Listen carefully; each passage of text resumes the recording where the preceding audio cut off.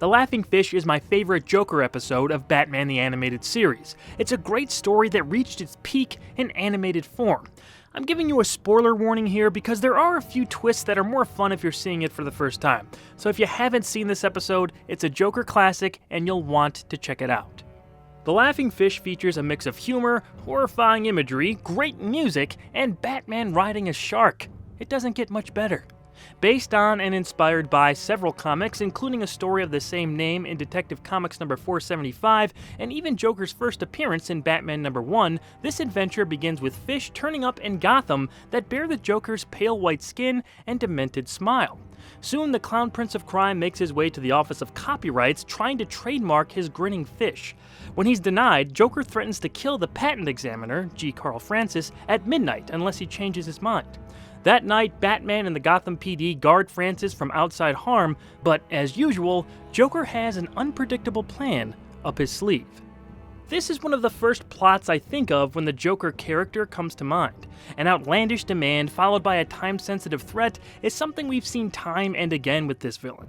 His menacing TV spots to warn Batman and/or the public of his sinister intentions are a go-to tactic for the Joker. We've seen it in comics, movies, and in this very show more than once. I think what makes The Laughing Fish stand above other similar stories is that every beat is fully realized. In the TV spot, we get a jingle, joyful and jolly Joker-fish. As is often the case with Mark Hamill's interpretation, the Joker himself is a volatile mix of menacing and funny. Great Scott! Actually, I'm Irish. Colonel What's-His-Name has chickens, and they don't even have mustaches. You can be my very own little mermaid. You're really sick, you know that, boss? Since my side splitters don't tickle you, how about a skull splitter? And it gets legitimately freaky when Joker's toxin begins working on his victims.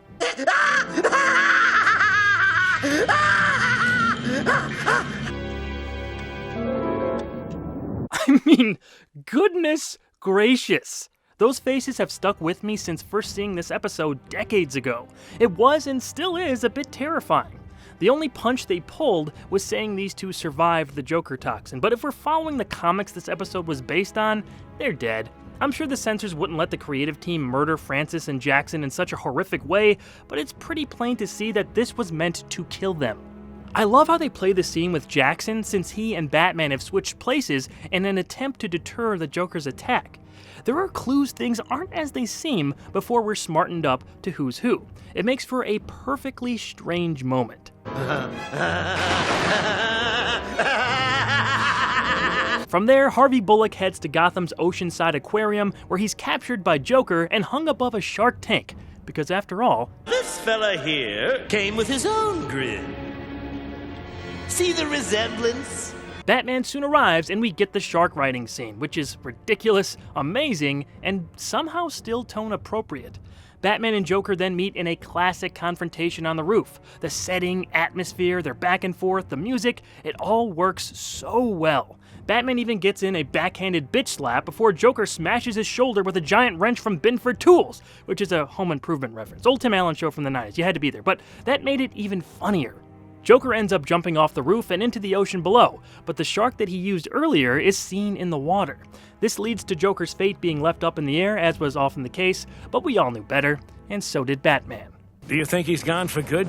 Believe me, Jim, I wish it were true. But deep inside, I doubt it. There are many more details that make this episode of such high quality, or at least noteworthy, such as it being written by Paul Dini and directed by Bruce Timm himself, this badass shot of Batman in the Batmobile, Shirley Walker's impeccable score, its lack of a traditional title card, and more. For this, and many other reasons, The Laughing Fish is one of the most memorable installments of the series, a defining episode for the Joker, and it deserves a rewatch. Track it down, give it a view, and bask in the glory of this phenomenal, funny, fish-filled fiction.